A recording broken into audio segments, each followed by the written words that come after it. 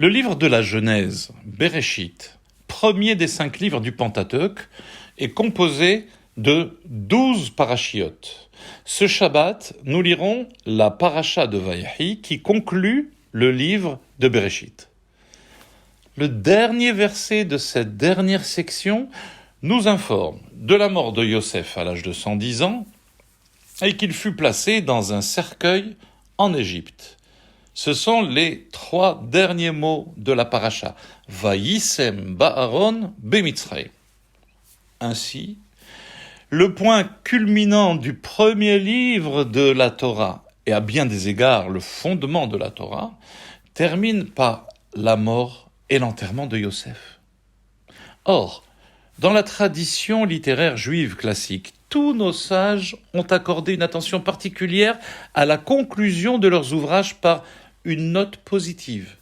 Même si le sujet ou le discours est plutôt mélancolique, nous souhaitons qu'au moins la conclusion revigore le lecteur ou l'auditeur par un message d'espoir et de confiance.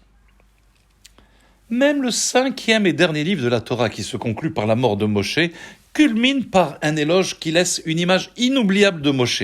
À propos de la main puissante, Yad HaHazaka, et l'immense crainte que Moshe a produit aux yeux de tout Israël, la note est positive, la note est élogieuse.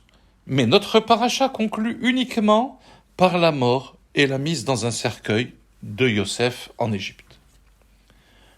Or, Yosef, ce tzaddik incroyable, visionnaire, dirigeant, qui a sauvé la planète de la famine, a quitté ce monde, et il est mort. Il est dans un cercueil. Et si cela ne suffit pas, on nous informe qu'il a été embaumé et placé dans un cercueil en Égypte. Et il est resté pendant près de 200 ans, jusqu'à ce que les Juifs quittent l'Égypte et transportent ses ossements jusqu'à la ville de Shrem, en terre de Canaan.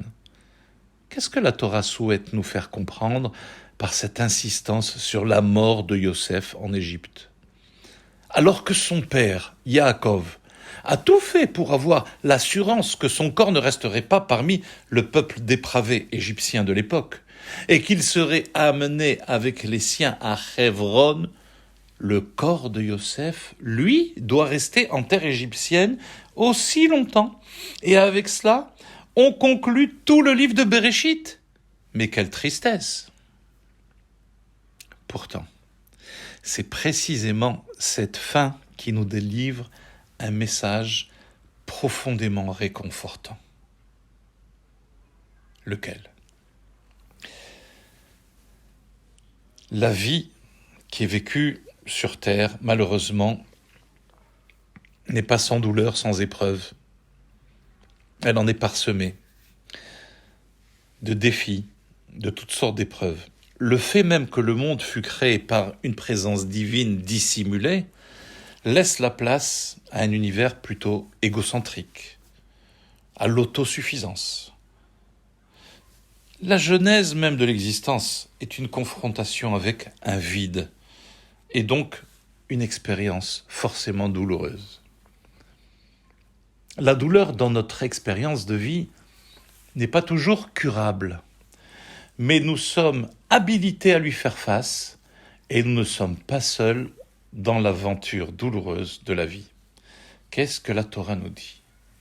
Dans ces derniers versets, Vayamot Yosef ben me'ava eser shanim, Vayachantu oto, Vayisem ba'aron bemitzraim. Yosef est mort à l'âge de 110 ans, ils l'ont embaumé, il a été mis dans un cercueil en Égypte.